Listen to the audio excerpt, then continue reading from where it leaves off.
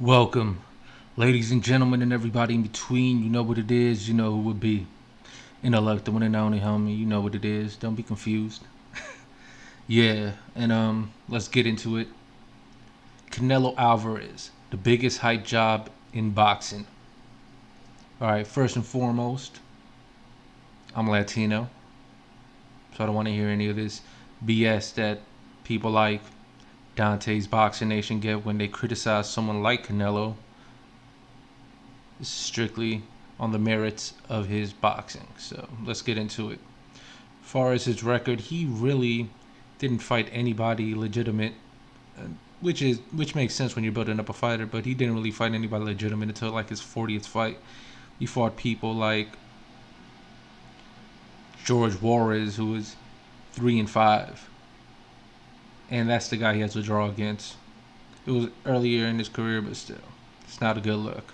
Fought someone like Lovemore Indu, who lost to Paulie Malignaggi at super lightweight, but he fought him at 154. Okay, it's not the only fighter that he brought up from smaller weight classes. Just look at Khan, his second to last fight. All right, I'm gonna get into some of his actual fights. Let's go into the one of his first big fights, Trott versus Canelo. Now, Al Bernstein had it to draw it 114-114. Farah had it 13-14 for Canelo, and Paulie had it 14-15 for Canelo. Official scoring. Mind you, this was open scoring. What open scoring means is after 4 rounds, they verbally tell you what the scoring was, and after the first 4 rounds, Trott was down on all scorecards, even though he outboxed Canelo, outlanded him, and barely got hit. The official scorecards: 118, 109, 116, 111, and 115, 112 for Canelo. This is a trend that continue throughout his career till today. As we could go into one of his recent fights where he knocked out Khan, all the judges had him ahead, but everyone ringside had Khan ahead. Just saying. Let's get into the next one. And off of that fight, let's also mention that it was a close fight. I gave it a Trout, slightly edged it, but I could see why you could give it Canelo, and he did get that 7th round knockdown, even though he was outworked at the end of the round and the rest of the round. So that could easily be a 10-9 out of 10-8 round, because you could easily say Trout ended up winning the rest of the round because it was the first punch that dropped him, and afterwards he outworked him. So okay then, let's get into another one of his bigger fights, and I'm gonna break this down a little more because this is one of the most controversial things I've ever seen. Canelo versus Lara. Farah, Showtime's scorekeeper, had it 115-113 for Canelo. Official judging: 117-111, 115-113, all 3 for Canelo. Come on now, son. Punch shots. Canelo landed 97 out of 415 punches, landing at a 23% ratio, as where Lara landed 107 punches, and let me say that again. Lara landed 107 punches out of 386 punches, landing at a 27% ratio. On that note, let's get into something that is not discussed, the low blows. I will be showing some of these low blows in pictures. And you could see that Canelo landed, I don't know why I said that. Canelo clearly landed low blows. These aren't the only ones. He landed several low blows. He hit him in the thighs a lot. He really only landed 1 punch to the head, which was the uppercut, and a few seldom jabs here and there. How that equates to 97 punches is beyond me. Lara landed stronger, cleaner, more effective punches, which is something that everybody raves about when it comes to boxing. So the fact that he landed the clearer, harder shots that hurt Canelo and still somehow lost is beyond me. That was a very controversial fight. I had Lara winning almost every round. It was hard to give Canelo a round. He literally did nothing other than a few spurts here and there. Now let's go into the Mayweather fight. Mayweather won that fight. Y'all could agree with that. But going back to bad judging, that helps Canelo out in fights.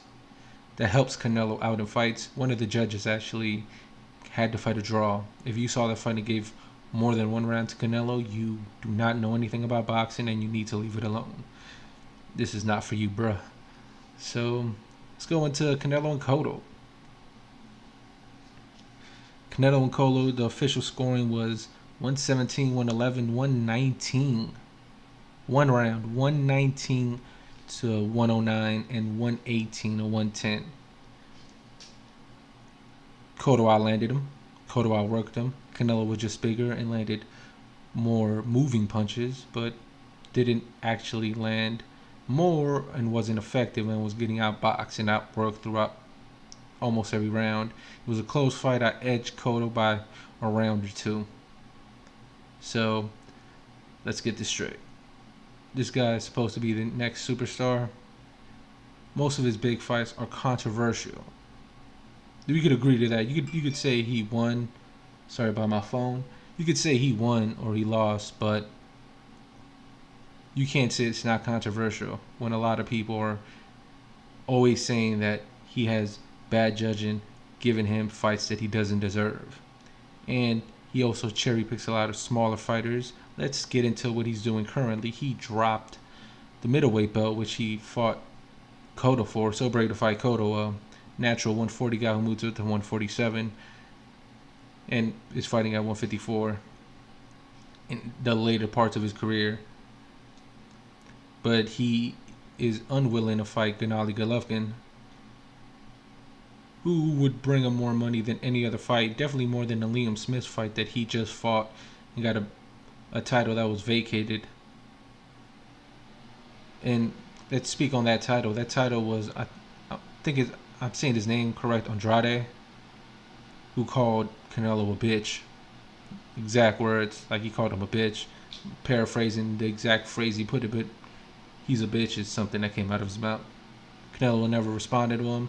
Didn't want to fight him for his belt, but once that dude dropped the belt, Liam Smith fought a nobody like himself to win that belt. Now he wants to fight for that belt. So this guy's ducking people. He ducked Laura for years. He was forced to fight Laura. Laura was calling him out for years, and Gennady Golovkin has been called out by Laura for years. That's another video and another discussion. But as far as that goes, let's just get into it. As far as how do you drop a belt and fight weaker competition after 2 fights in a row? You call this dude out at the end of your fights and you're unwilling to fight him. That is cowardly. That is not what champions do. Canelo Alvarez is a professional boxer, and I respect him as a professional boxer. You have to have a lot of heart to get in the ring and be a fighter. So I'm not calling him scary or a pussy or anything like that. I'm just saying he is displaying cowardly behavior when it comes to fighting people who could actually beat him. There's a difference between having heart and being courageous. You know, it's brave to fight. It's courageous to fight somebody you feel you might lose against, who's everyone's telling you might lose against. It's easy to fight people you are a lot bigger than. It's easy to fight people that are a lot older than you. It's easy to fight people that you are the considerable favorite. It's easy to fight people like Khan, who are smaller fighters with questionable chins. And Khan is a 135 guy, just like Josesito Lopez, when he was actually trying to fight Victor Ortiz, who was a 140 guy who's already got knocked out at 140. But he was trying to fight Victor Ortiz, who got stopped by Josesito Lopez, and that fight ended up happening. How you could justify that is beyond me. Especially after being the champion, you don't continue fighting dudes 2 to 3 weight classes under you. So on that note, this is why I consider Canelo Alvarez the biggest hype job in boxing. He is a hard worker. He is not Julio Cesar Chavez Jr., who is just lazy. That's a different version of a hype job. That's a dude who's tough. That's a dude who's willing to go out there and go out on his shield and fight mostly money fights, but at least he won't duck people. I haven't seen Chavez duck anybody. I've seen him take some easy fights, but I've also seen him take some tough fights. Fights that he wasn't favored in and fights that he got stopped in. Like that one fight against Farah, I think is his name, who ended up just losing recently. I think it was in the first round. I forgot this dude's name. I think he's from New Jersey. He's a good fighter. Something Joe Smith. Don't know his name, so I'm not going to get into it. But on that note, this is why I consider him a hype job. If you're a fan of his, this is not saying that you're bad. Like, I get it. I get why people support him, but he is a hype job. He is not a true world champion. A true world champion doesn't act like he does, doesn't duck fighters like he has. It's one thing to have controversial losses. Everybody has controversial losses. But at least give the dude a rematch. Mayweather, most people, including myself, felt Castillo clearly beat him the first fight, even though Mayweather had an injured shoulder. Second fight, what did he do? He fought that rematch, outboxed him, clearly beat him, silenced all critics, end of the story. He did that again with Madonna. He didn't even have to. He still did it because that's what champions do. Oh, you think this guy might have beat me? Let's run it back, and I'll show you why he did it. Something that Canelo hasn't done, refuses to do against Laura, even though Laura would bring him money because it did decent pay-per-views, definitely better than the pay-per-view he did against Liam Smith, which did horrendous numbers for Canelo. Did better than Gennady Golovkin, but it was Gennady Golovkin's first ever time in pay-per-view. Canelo was supposed to be a star, as where you could see someone like Pacquiao, Mayweather, who were stars. They could fight relative unknowns and still garner over 500K in views. And Canelo can't do that. Why? Because he's probably dropping belts and people are seeing that he's scared of true competition. So on that note, this is how I feel about this fighter. He's definitely a hard worker. He works hard. He works on his skills. He's getting better defensively, even though he's very flat-footed. But he's flat-footed because he's a power puncher. He's a boxing power puncher. He basically tries to evade to land powerful punches. And he has a good style and everything, but he is ducking a lot of fighters. He has ducked a lot of fighters. He dropped the belt and moved a weight class away just to not fight a certain fighter.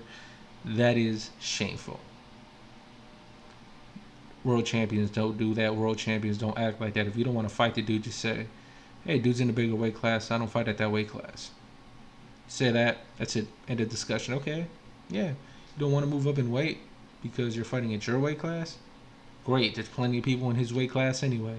Would have been the perfect thing to say, perfect thing to do, and this wouldn't even be a situation. But he has done this. He has been in fights where he's clearly lost and gotten BS decision, but that's Golden Boy, that's Oscar De La Hoya, that's his promotion, paying judges off. I don't care what you say or how you call it, that's how it is. They see this guy, he's the money fighter. If it gets to a decision, they could convince you he won. But as you could see in the beginning of the video, that picture was him at the end of the fight. He didn't look like a winner. He didn't feel like a winner because he wasn't. He knew he lost the fight, and then he said the other dude was running. He said Laura was running when throughout the fight Canelo was actually circling away from him a lot more. Let's bring that into account. He circles away a lot. He moves away a lot. For him to call anyone else a runner is baffling. So yeah, that's what it is. And let me know what y'all think. And once again, please, to all my Latinos out there, just because someone from a different race, like Dante's Boxing Nation, calls out one of your favorite fighters, that does not make him a racist. Because he was just being accurate and he was reporting on the facts, and those were the facts. I don't like it when people do that. You want to call somebody racist, call someone like Trump racist, who actually says racist things and commits racist acts. As far as boxing reporters go watch people like that. Do not go watch people like Dan Rayfield, who have paid opinions and literally don't know shit about boxing. This dude is obese. This dude has never stepped in the ring a day in his life. He doesn't know how to throw a punch, let alone should not have the right to critique other people on how to fight and call other fighters boring. When you hear somebody call a fighter boring, they don't know shit about fighting. Because anybody who's ever been in the ring will tell you there's nothing boring about being in that ring with those kind of fighters.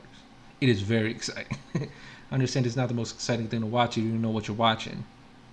Just like a defensive football game isn't the most exciting to a casual fan who's watching the Super Bowl, but if you're an NFL fan, a defensive struggling game low scoring with good defense is a very entertaining game indeed. So that's what it is.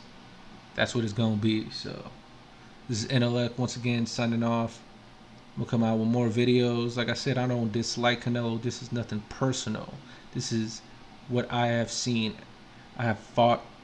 I've been in boxing for over a decade. I've been in a ring with world champions. I actually know what I'm doing. I could get in the ring and display my skills, as well as I could critique and break down why fighters are bad. Like I could tell you the reason he isn't that good is because he's very flat-footed. He's very heavy on his front and his lead leg, which is never a good thing. It's what someone like Conor McGregor would say. Stuck in the mud? He's stuck in the mud? Yeah, he is. He's stuck in the mud. He doesn't know how to move his feet. He needs to... He has good hip and shoulder movement and head movement to get out the way of punches, but that's one way of defense. That's something that cost someone like Adrian Broner against McDonough. You need to move your feet as well as move your head. You need to move everything. You need to block. You need to do all these things. He just blocks and moves his head, and he's usually the bigger, stronger guy. That's why he does this, and that's why he doesn't like fighting people his own size. That's why when he fights someone like Laura, it has to be at 155, where he comes in day of the fight weighing at least 10 to 15 pounds bigger than a guy who's in the same weight class. That's why he outweighed someone like Cotto by 25 pounds. And people were saying he was looking like a light heavyweight. This is why he is a hot job. He earned his way like all fighters do by winning fights, but there's a lot of fights that were beyond too easy because he was fighting fighters 2 to 3 weight classes under him, old fighters, and a couple of those decisions were very bad decisions. Even someone like Alfonso Gomez was giving him hell before we dropped him, and it was an early stoppage. I'm not saying Gomez would have won that fight, but he was outboxing him and clearly winning every round. So that's it.